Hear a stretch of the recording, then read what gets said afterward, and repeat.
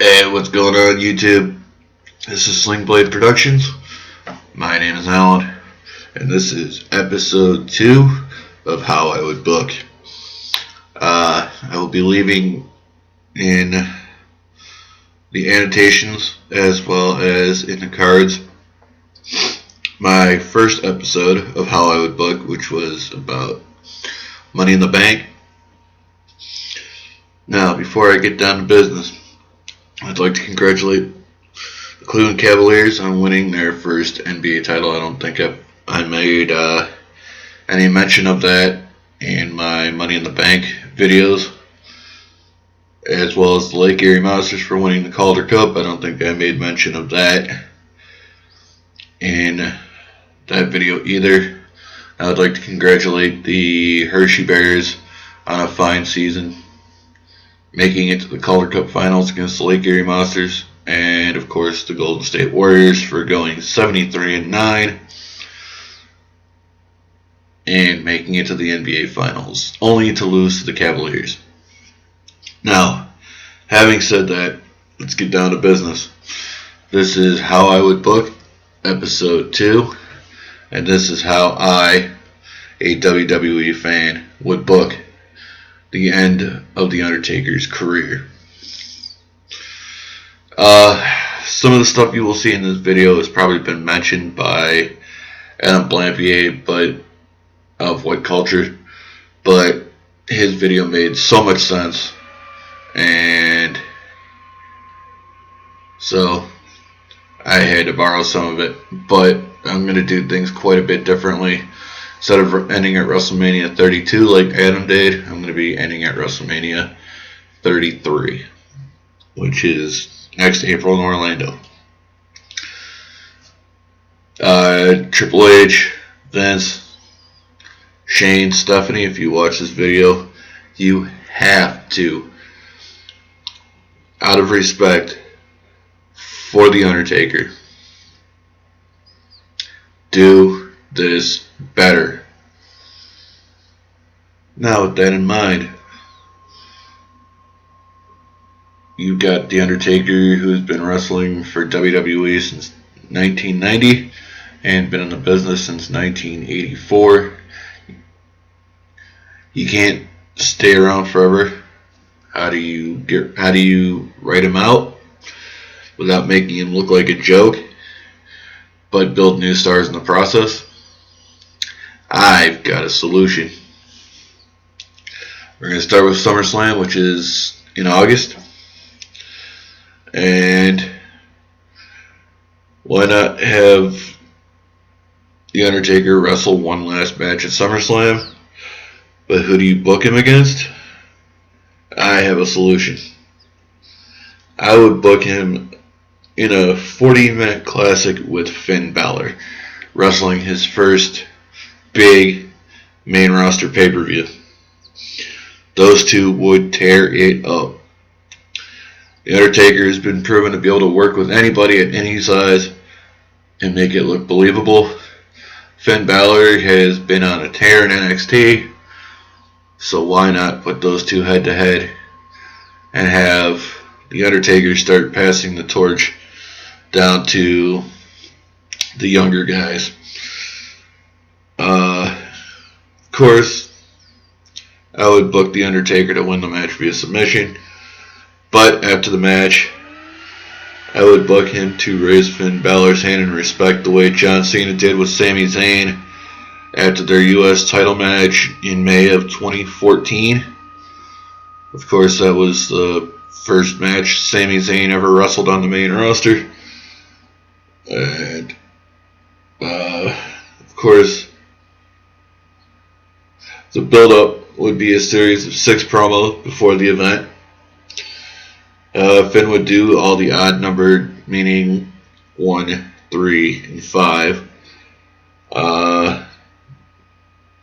And The Undertaker doing the even number 2, 4, and 6.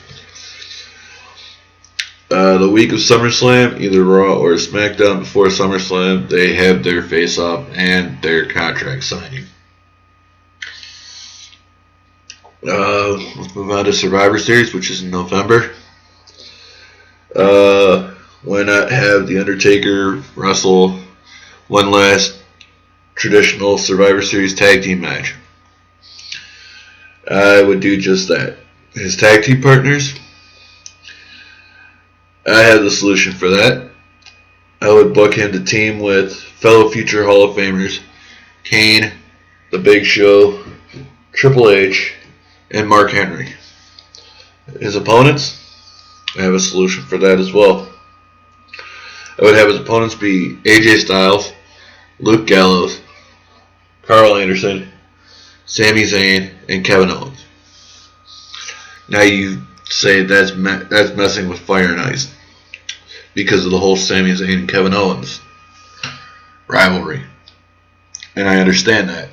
But what we're trying to do is we're trying to build up the guys who are going to be carrying the company for the next 10 to 20 years, maybe even so further than that. So, of course, he's AJ. He doesn't need to be built up, but that would be a dream, seeing The Undertaker and AJ Styles in the same ring. Carl Anderson and Luke Gallows, they're doing pretty good for themselves, but again, you put them in a tag team match against 5 future Hall of Famers, and their stock rises 15 times faster. Sami Zayn, Kevin Owens, already making names for themselves on the main roster, but again, that elevates their stock 15 to 20 times faster. I would book this match to go 40 minutes. And your winners, The Undertaker, Kane, The Big Show, Triple H, and Mark Henry.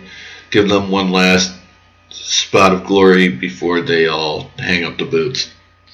After the match, The Undertaker would announce his impending retirement at WrestleMania 33 in Orlando, Florida. You get to the Royal Rumble in January, and this is where The Undertaker would pick his final opponent in his illustrious and storied career. How do you do it? I would have the solution. I have the solution. At the beginning of the main show, I would have The Undertaker come out and say, and I quote, "In a few hours,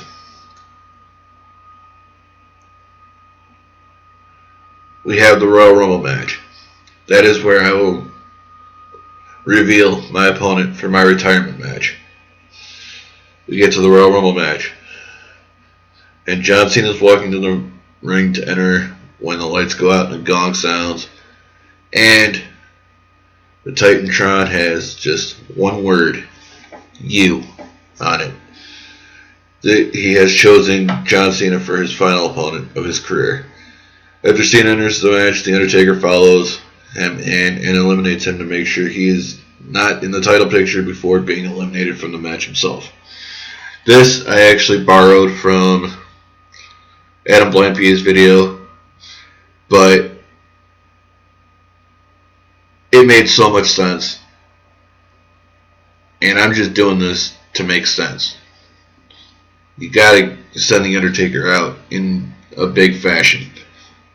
So why not have him go in, take out John Cena, make sure he doesn't get in the title picture, and then get taken out of the Royal Rumble match himself. Now we're in the lead up to WrestleMania. Both John Cena and The Undertaker take their turns cutting promos on each other on Raw. The Undertaker wrestles on 6 SmackDowns before WrestleMania. He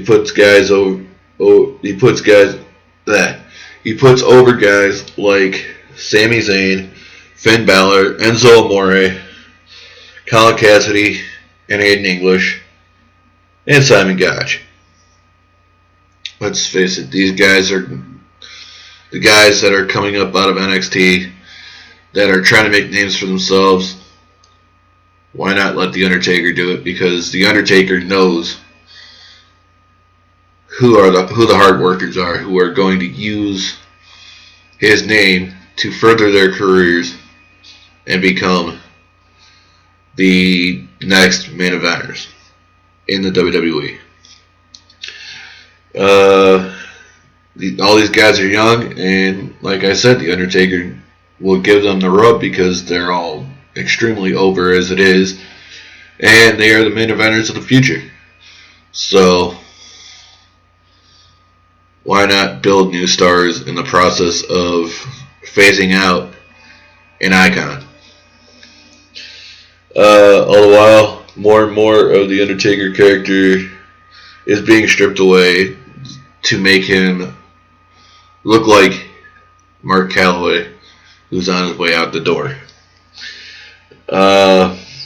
John Cena wrestles on SmackDown as well, but he gets wins over Randy Orton, Roman Reigns, Seth Rollins, Dean Ambrose, Alberto Del Rio, and Chris Jericho, all guys who are future Hall of Famers and already are legends in the business. Well, Roman's getting there, Dean's getting there, Seth is getting there, but they're already main eventers. Randy, of course, is going to be a Hall of Famer. Del Rio's going to be a Hall of Famer. Jericho's going to be a Hall of Famer real soon. And he beats them clean to build up as a credible threat to The Undertaker's career. The SmackDown before WrestleMania is when you have the final face-off and contract signing for the match at WrestleMania 33. And the WrestleMania match. We get to WrestleMania 33, and we have that coming up in April. This is where you have this match. And I would book this match as a main event. And have this match last. Not as a co-main event. The last match of the night. This is the Dream rematch, 13 years in the making. I would book this match to go 45 minutes. It has to be the longest match on the card because this is it. This is The Undertaker's last hurrah. This is his last blaze of glory. He's got to have a classic. I would book The Undertaker to win since he gave his streak at WrestleMania 30. And again, I borrowed that from Adam Blampier at What Culture. But again, it was something that made absolute sense. So again, I'm making this to make sense. Since he gave the streak to Brock Lesnar 3 years earlier. After the match, The Undertaker takes his gloves off, takes his boots off, and leaves them with his hat and trench coat in the middle of the ring, and says, "Tonight was my final match. I will miss all of you. I love all of you for all the years, or for the years of support. I remember all of you until the day I die." That's the last thing we hear The Undertaker say before his retirement speech. We get to the Raw right after WrestleMania. This is where I have The Undertaker give his official retirement speech. I give him the main event slot to talk about his career, thank the fans for their support over the years, and then talks about his life, his travels in the business. Then the entire locker room comes out to say their goodbyes. We get to SmackDown. Undertaker Appreciation Night. For the first hour and a half, you have matches with winners speaking of an Undertaker memory that inspired them. Last half hour of the show is The Undertaker's time with his official announcement for the 2018 Hall of Fame. My closing thoughts. WWE, you have to do this better than me. This is your guy. This is the guy that you brought in 1990, and he has stuck around for damn near 26 years of his life. He has been here through good times, through bad times, when the WWE almost went out of business. And you need to give him the send-off of send-offs. Ric Flair's was good, Shawn Michaels was good, but you have to do this one better. He is your standard bearer. You need to give The Undertaker an iconic send-off. He deserves it. He's worked for it. He's put his body, his spirit, his blood, his sweat, his tears on the line.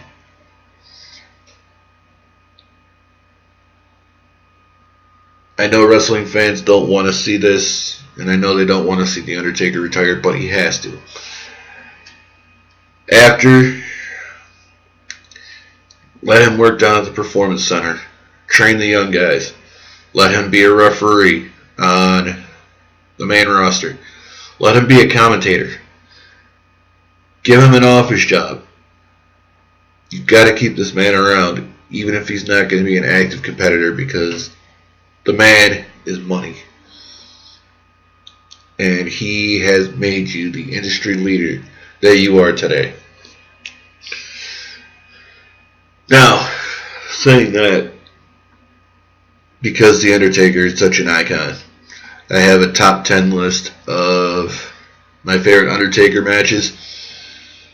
So let's start with number 10, which is The Undertaker versus CM Punk at WrestleMania 29. I know a lot of WWE fans and I know the WWE management doesn't want CM Punk's name mentioned because of what he did to the company and how he walked out.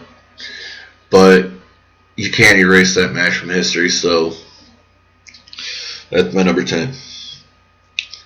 Number 9, The Undertaker versus Shawn Michaels at the 25th anniversary of WrestleMania. This, of course, set up the retirement match for Shawn Michaels at WrestleMania 26. Number 8 was The Undertaker versus Shane McMahon at this year's WrestleMania, which was a Hell in a Cell match where had Shane won, he would gain control of Raw, and The Undertaker would never have gotten another WrestleMania match. Number 7, the Brothers of Destruction versus the Wyatt family at Survivor Series last year.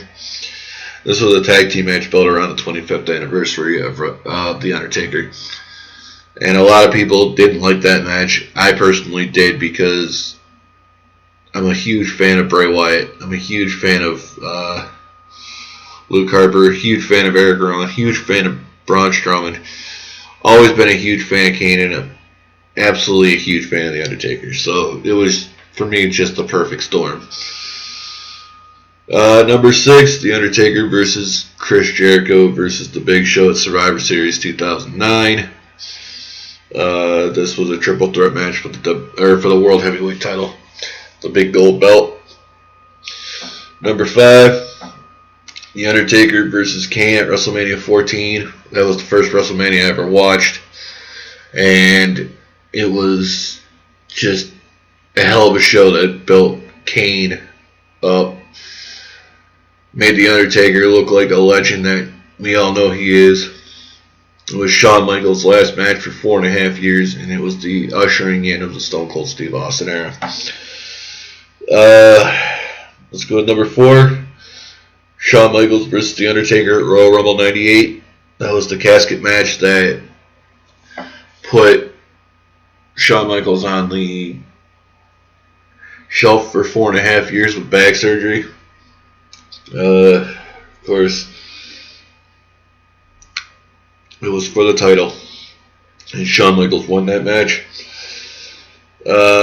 Number 3, The Undertaker versus Triple H. And that was at WrestleMania 27. The Hell in a Cell match with Shawn Michaels as a special guest ref. And it was billed as the end of an era. That was a hell of a match. Number 2, Undertaker versus Shawn Michaels at WrestleMania 26. No disqualification match. Shawn Michaels' career was on the line, as was the streak. Of course, The Undertaker won that match. And number 1, The Undertaker versus Triple H at WrestleMania 27 in a no holds barred match. Having said that, YouTube, I know this video is a little long-winded, but for a guy like The Undertaker, you have to be. Having said that, I want to thank you guys for watching this video. Leave a thumbs up, support this channel, and of course, make sure to subscribe. Leave a comment if there's anything you would do different. Keep the comments civil though, please, guys. I will do my best to answer every comment I see. Make sure to share this video on social media. Tell your friends about this video. Excuse me. And having said that, I've got another How I Would Book coming up. It's going to be Finn Balor's time. Of course, that's the plan. We got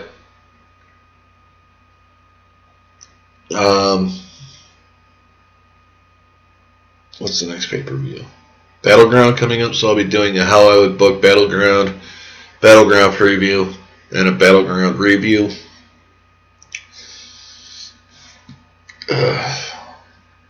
I've got my year-end awards in the planning processes.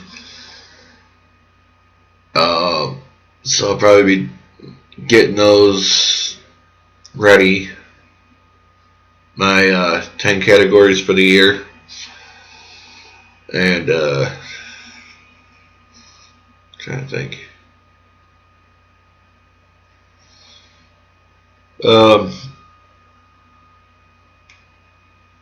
I'll probably be doing a series of custom Titantrons for different wrestlers, but that remains to be seen. Excuse me. With that in mind, I'm gonna get out of here. Grab myself a bite to eat. YouTube, this has been Slingblade Productions. My name is Alan. Have a good night. Peace.